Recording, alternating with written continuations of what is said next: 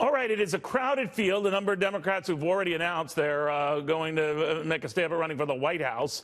But before we had the dozen or so now, and maybe a dozen or 2 dozen more who are considering a presidential run of their own, there was this guy, the 2020 presidential candidate, Andrew Yang. He's an entrepreneur. He's had some success in the business world, which comes at a time when there's another guy in the White House who had some success in the business world and made it to the White House.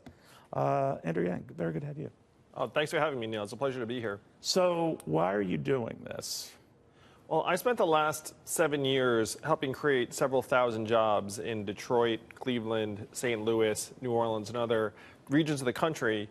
And there I saw the aftermath of the devastation in manufacturing jobs. I believe that the reason why Donald Trump won in 2016 is that we automated away 4 million manufacturing jobs in Michigan, Ohio, Pennsylvania, Wisconsin, the swing states he needed to win.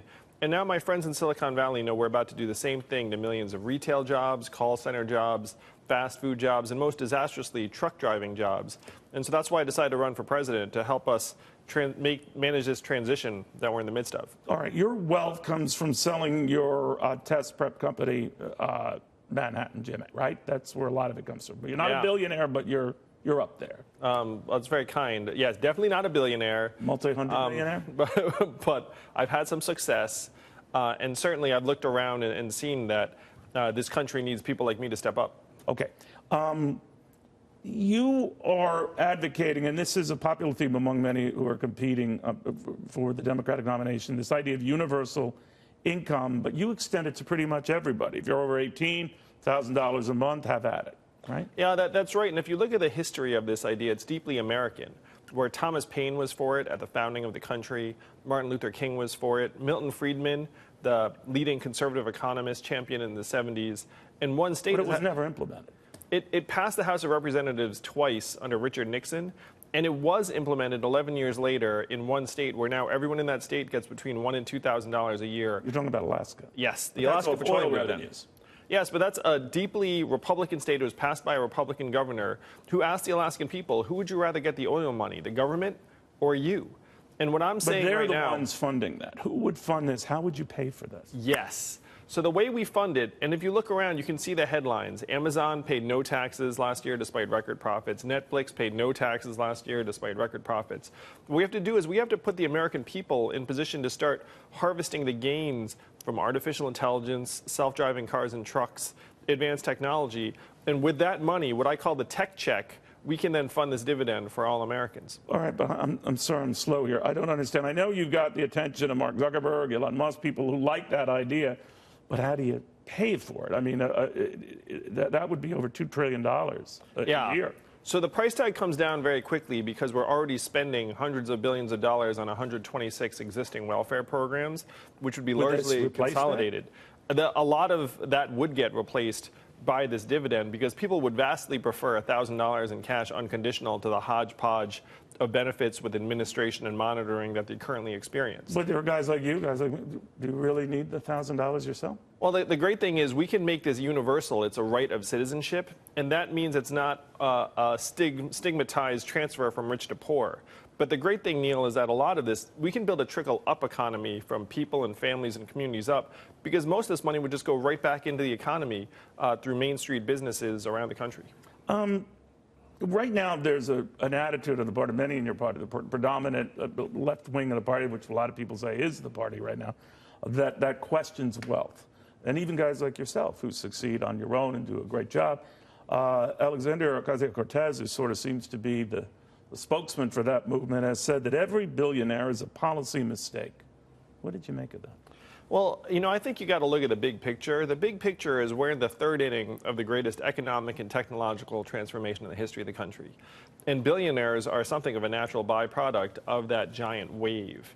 And so right now we have to try and build a system. But you agree with what she's saying, a policy mistake. Those billionaires created a lot of jobs, created a lot of opportunities. You know, I think that there are ways that we can more effectively have the American people benefit from some of the huge winnings that people have experienced during this economy. But and I think most people in politics, whatever, these guys have created gazillion-dollar enterprises that employ hundreds of thousands, millions across the country. Yeah, and I'm in the camp, as you suggest, that our system creates very, very wealthy people who have been fortunate, yeah, but they've done a lot of value creation in many, many What cases. would you and that's raise something their that, taxes? well, so to me, the focus on income taxes is not the right way to go. And I'm going to use Jeff Bezos as an example. So Jeff started Amazon. He has over $100 billion in Amazon stock.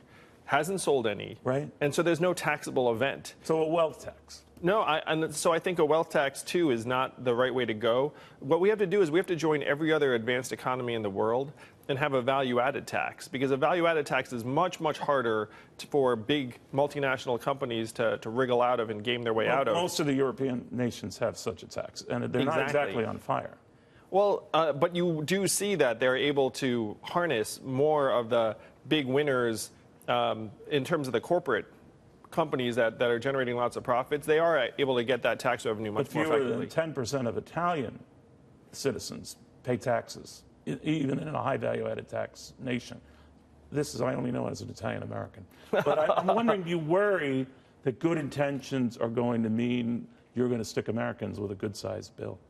Well, in this case, what we're trying to do is we're trying to create a dividend for all American adults, the freedom dividend, where every American citizen is the owner and shareholder of the richest and most advanced economy in the history of the world. We can easily afford a $1,000 dividend that's just going to go right back into the economy anyway. It's going to create 2 million jobs around the country and grow the consumer economy by 8 to 10%. But you're talking about, this chance to deal with, truckers and manufacturing workers Yes. who could be out of jobs soon. Yeah. Right now, we're at record low unemployment. Key groups are looking at the highest employment levels we have ever seen. So a lot of people step back and say, well, Andrew's just missing that big picture. If it's so horrific, it would show up in the numbers, and it's not. Well, if you look at our labor force participation rate, despite a small bounce back, it's still around 63%, which is close to a multi-decade low and the same levels as El Salvador and the Dominican But Republic. it's higher than when Barack Obama was president. So a lot of Republicans will counter that if you were to become the party's nominee and say, been there, done a lot better than that. Well, you can take a look at the curve, and it goes, it peaks around 2000, and then it starts crashing shortly thereafter, despite a very small bounce It's just a matter back. of time before all this happens. Well, if you look at the statistics, almost 1 in 5 prime working age American men is out of the workforce right now, and this is year 10 of an expansion. These are the good times, and we all know that when the next downturn comes, then when the tide comes in, we're going to see just what the reality is for many businesses and families. All right.